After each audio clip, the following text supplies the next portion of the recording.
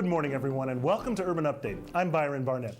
On the show this morning, we shed some light on the little talked about topic of homeless families in Boston. Also on the show, an open streets event for bike riders in the Merrimack Valley.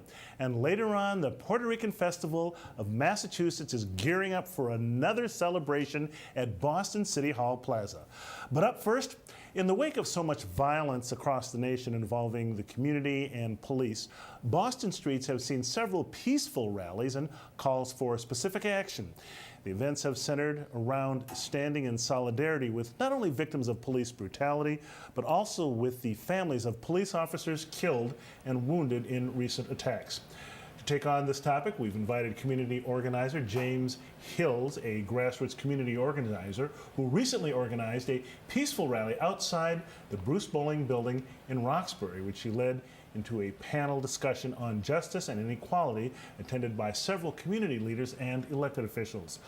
Also in studio this morning, we have Sophia Hall, staff attorney at the Lawyers Committee for Civil Rights and Economic Justice, which earlier this week, sent an open letter to Boston Mayor Marty Walsh calling on him to take proactive steps to improve diversity in the police department and to conduct ongoing implicit bias training for its officers.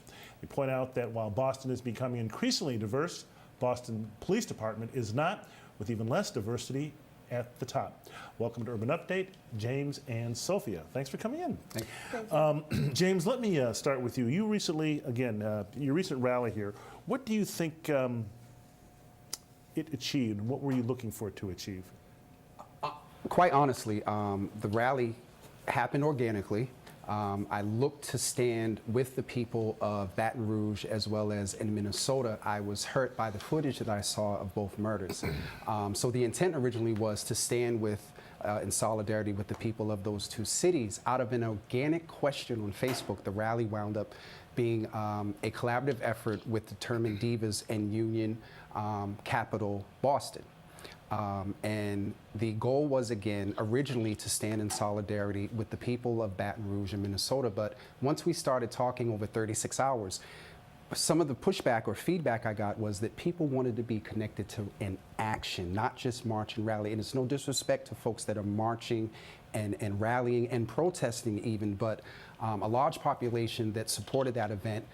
It was so great, and it was what it did accomplish was we came out with action items. We had two elected officials that came, Andrea Campbell and Ayanna Presley, city councilors. They came and they sat at the table with young people, and they sat with residents and about 400 folks to do action plans. And that was one of the major outcomes of that rally. We rallied for 30 minutes, and then we went upstairs in the Bruce Bowling building and sat for 2.5, almost 3 hours and worked on the issues and came out with outcomes. And we're actually following up with the attendees. Okay. Sophia, now, while these events that you're holding are, the community events are a big piece of everything, your organization feels like the city needs to be more proactive, correct? No, that's correct. The reality is that in the wake of this tragedy, we at the Lawyers Committee see an opportunity to be able to really be proactive and take concrete steps to be able to decrease this building air of tension between police departments and communities of color. So as you continue to see this building mistrust, it's really necessary for us to address the fact that communities of color are not reflected in police departments, and that's even true here in the city of Boston. As we continue to diversify our ranks in the police force, as we continue to promote those individuals that are already people of color within the police force, we'll be able to develop some form of legitimacy and a form of trust between these communities that are seriously hurting. And in addition to that, the people of color and those that are not, everyone really does have to deal with this notion of bias, with the fact that we are intuitively responding to situations in a particular way because of our upbringing, because of our history, because of what we see every day.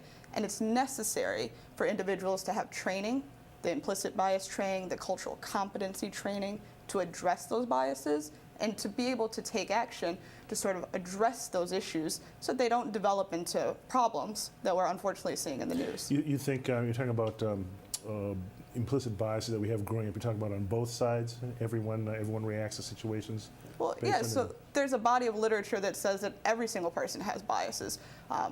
Ideally, we're now talking about racial biases, but there's certainly issues as you deal with class, as you deal with gender, as you deal with sexual orientation. And one thing about diversity at the top, the number two person in the police department is African American, William Gross. But you're saying that you're arguing that the general body up at the top lacks diversity, sufficient diversity in the Boston Police Department. Certainly. I mean, it's fantastic that we have some people at the top of the Boston Police Department that are people of color. But the reality is that the tension that we're seeing, the growing tension, is on the streets. It's between those individuals that are beat cops, that are dealing with homicides, that are dealing with violent crimes, that are dealing with theft, that are in our communities, and those are the individuals that are not reflecting the communities that they work in. Okay. Now, James, how do you feel the relationship and trust between the police and the community can be improved? It can be improved. I think to go somewhat to what Sophia said, over the last couple of years, we have heard commitments made to diversity. We've heard commitments about balancing diversity across the city as far as hiring.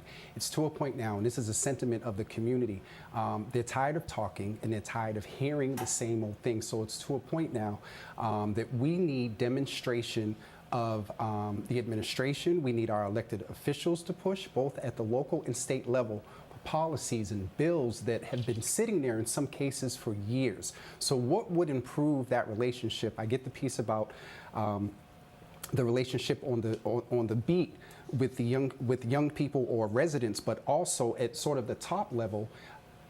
The community, I believe, would be more satisfied with a demonstration and commitment of the administration and of the top-ranking officials to really put efforts behind passing bills and laws that will impact not just police departments here in Massachusetts, well, in Boston rather, but also in the whole state. And Sophia, talk to me more about, I guess, some of the things that you're asking from the mayor, and are you getting any response at all? And also, I wanted to ask you anything that you'd like, specific steps you'd like the Boston Police Department to take. Well, so again, at this point, the two concrete steps that we would like to see are measures to improve diversity, both in the recruitment and also in the retention and promotion of individuals that they have. In addition, we'd like to actually see them go and review some opportunities for training, both in cultural competency and implicit bias. The other things that we like to see is a more responsive nature to the community. You know, that open letter, though it's not been responded to yet, that doesn't just reflect us at the Lawyers Committee. Our stance at the Lawyers Committee reflects the community that is crying out for responses to diversify, and that we're not seeing happen. James, any more upcoming rallies? If anybody wants to get involved? If people want to get involved, they can look on my Facebook page, which is jameswhills.com. I just left the meeting before coming here on September 10th. We are doing sort of a follow-up in collaboration with Bringing Back Boston with Shamara Renee, who is leading that effort. And then also on October 1st, we're having sort of a follow-up to the panel discussion and the meeting that we had on July 9th. So September 10th and October 1st, we are looking to follow up with people. We have the information, the notes were put out within days on the Facebook page. There are a lot of events coming up, but not just events and convos. There is sort of this sentiment within the community. Again, I mentioned it before that the convos are well, but we've been talking for a while. It's now time for action. It's time to mobilize the community, as well as supporting those elected officials and community leaders that are doing the work, the real work behind getting some of what Sophia talked about pushed ahead. As much as we're having the events and activities, we're also pushing people into action. Okay, and you talked about the action items. Can you name one of them? One of them was definitely better community relations with the police. The topic, to clarify, the topic was public safety at the panel that day, and public safety has come up as an ongoing issue. Education. Most of the social ills that we are aware of in our community came up in that meeting. The power of that meeting was that we worked and list ways to address them. Okay, and Sophie, just very quickly, just what are some of your organization's next steps, and can people get involved in your cause as well? Absolutely. At the Lawyers Committee, we pride ourselves on being responsive to the community. Every step that we take is responsive to the community. So we hope that the community will reach out, look at our website. We have an online intake service. We have a phone line intake service. Let us know what is happening and how we can help you move forward from a legal point of view. Okay, we put it up on the screen there so we got all the information. Thank you, Byron. Sophia Hall and James Hills, thank you both for coming in. Thank okay, you. And Thank good you luck for with having us. with the movement, the rallies in the future. Okay, before we go to break, quick community alert that on Tuesday, August 23rd, Suffolk County Sheriff Stephen Tompkins will be hosting a conversation about race with a panel of community leaders at the Media Arts Building in Roxbury Community College. For more information, you can contact the Sheriff's Office. Looks like that will also be an interesting event. Coming up, the little talked about topic of homeless families right here on Urban Update. Stay with us. We'll be right back.